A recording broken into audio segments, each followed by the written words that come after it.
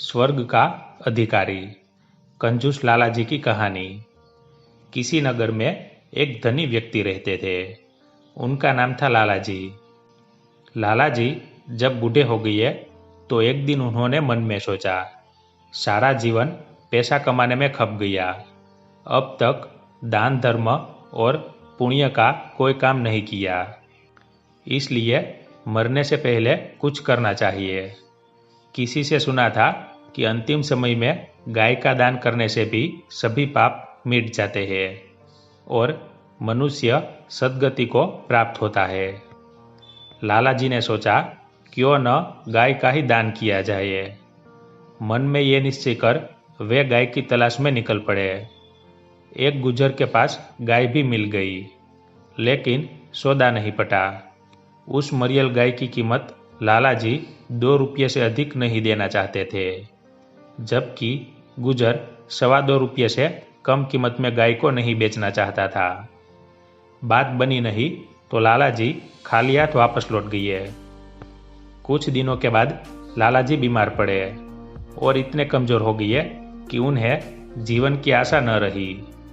उन्होंने अपने बेटे को बुलाकर गाय का दान करने की अंतिम इच्छा प्रकट की। पुत्र बोला, आप जो आज्ञा करें वही होगा। गाय के अलावा अन्न, वस्त्र, सोना चांदी। लाला जी ने कहा, नहीं नहीं, केवल गाय का दान बहुत है। लाला जी ने बताया कि फला गुजर के पास एक गाय है। कुछ समय पहले उसकी कीमत 2.25 रुपये थी। अब शायद कुछ रियायत कर दे, लेकिन तुम उसकी कीमत 2 रुपये से अधिक न देना।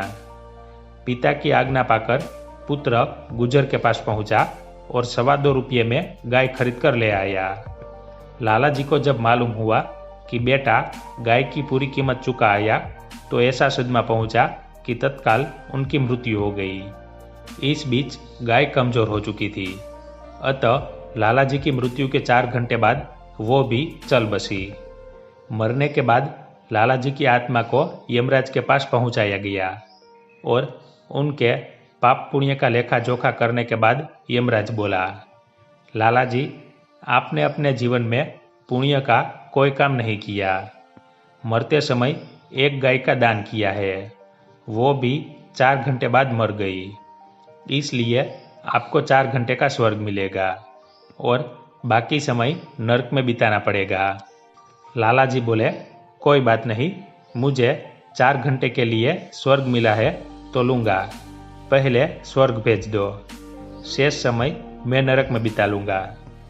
यमराज बोला, पहले 1000 वर्ष नरक में जाना होगा, उसके बाद आपको स्वर्ग भेजा जाएगा। लाला जी अड़ गए, बोले, मैं पहले स्वर्ग जाना चाहता हूँ। यमराज ने डपटते हुए कहा, स्वर्ग पहले नहीं, पहले नरक की हवा खाओ, यही हमारा नियम है। दोनों में वाद विवाद चल रहा था कि पेने सिंह वाली गाय भी वहां आ पहुंची और लाला जी के पास खड़ी हो विनम्र स्वर में बोली, मैं आपका कमाया हुआ पुण्य हूँ, इसलिए 4 घंटे के लिए आपकी सहायता करने आई हूँ। आप आज्ञा दे कि मैं आपकी क्या सेवा कर सकती हूँ। गाय को अपना सहायक पाकर लाला जी को साहस मिला। बोले, ये यमराज मेरी बात नहीं मानता, पहले मुझे नरक भेजना चाहता है। यदि सचमुच तुम मेरी सहायता के लिए आई हो तो इस यमराज का पेट फाड़ डालो। सुनते ही गाय अपने पेने सिंग उठाकर यमराज की ओर दौड़ी। यमराज अपना आसन छोड़ भाग खड़ा हुआ और त्राही त्राही करता हुआ ब्रह्मा के पास जा पहुंचा। यमराज को भयभीत हुआ देख ब्रह्मा जी मन ही मन शंकित हुए। यमराज ने अपने भय का कारण उन्हें बताया और अपनी रक्षा के लिए हाथ फैला दिए। इस बीच गाय के साथ लाला जी भी ब्रह्मा जी के सम्मुख उपस्थित हो गए। ब्रह्मा जी ने बड़े शांत भाव से लाला जी को समझाया कि हमारे नियम के अनुसार पहले आपको नरक में ही जाना होगा।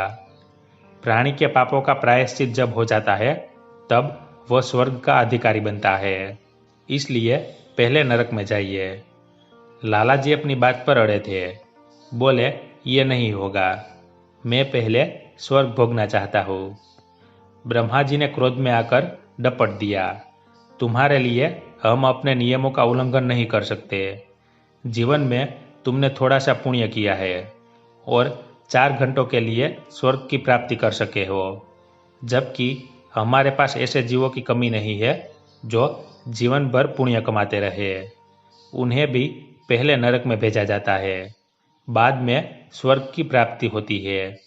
इसलिए पहले नरक जाओ। बात बढ़ी तो लाला ने गाय की तरफ देखा। बोला, ये भी मेरी बात नहीं सुनते, इसलिए जरा इसकी भी खबर लेना। ब्रह्मलोक में हलचल मच गई। अपनी प्राण रक्षा के लिए ब्रह्मा भी त्राही त्राही करते हुए विष्णु लोक पधारे और सारा वृतांत कह सुनाया। विष्णु ने भी लाला जी से वही निवेदन किया। बोले, ये संभव नहीं हो सकता। नियमों का पालन देवता और दानव दोनों के लिए जरूरी है। इनकार करने पर लाला जी ने विष्णु महाराज की मरम्मत करने के लिए गाय को आदेश दिया। ब्रह्मा, विष्णु और यमराज तीनों अपनी जान हथेली पर रखकर भागे और कैलाश पहुंचकर भगवान शंकर को जगाया। अचानक इन लोगों के आने का कारण जानकर भगवान शंकर को दुख हुआ। उन्होंने भी लाला जी को वह निर्णय दिया जो यमराज, ब्रह्मा और विष्णु दे चुके थे। इस बीच गाय का समय समाप्त हो गया। वो वापस लौट गई। अब लाला जी असहाय हो गई है। उन्हें भगवान शंकर के अंतिम निर्णय को स्वीकार करना पड़ा। लाला जी बहुत चतुर बुद्धि के थे। चलने के पहले तीनों देवताओं के आगे हाथ जोड़ खड़े हुए और अपनी दुष्टता के लिए क्षमा याचना करते हुए बोले, यमराज, आप तीनों देवता महान हैं। अपनी पुण्य प्रताप आंखों से मैंने आप लोगों के प्रत्यक्ष दर्शन प्राप्त कर लिए। जो दर्शन बड़े बड़े ऋषि मुनि, संत, साधु और भक्तों को कठिन तपस्या के बाद मिलते हैं, वो मैं आसानी से कर पाया हूँ। कहते हैं कि आपके दर्शनों से पापी मनुष्य भी पुण्य का भागी बन जाता है। उसके दुख, दरिद्र, रोग, शोक सभी नष्ट हो जाते हैं। अगर ये बात सच है तो आपके दर्शन करने के बाद अब मेरे कौन से पाप बच गए हैं जिनके कारण मुझे नरक जाना जरूरी है। सुनकर देवताओं ने आपस में विचार किया। लाला जी ठीक कह रहे हैं। यदि अब भी इन्हें नरक भेजा जाता है तो हमारे दर्शनों का कोई मूल्य नहीं रहेगा। सोचकर बोले, तुम ठीक कहते हो। हमारे दर्शनों से तुम्हारे पाप छूट गए हैं। अब तुम नरक के अधिकारी नहीं। ये कहते हुए देवताओं ने लाला जी को हमेशा के लिए स्वर्ग में रहने की अनुमति दे दी। धन्यवाद।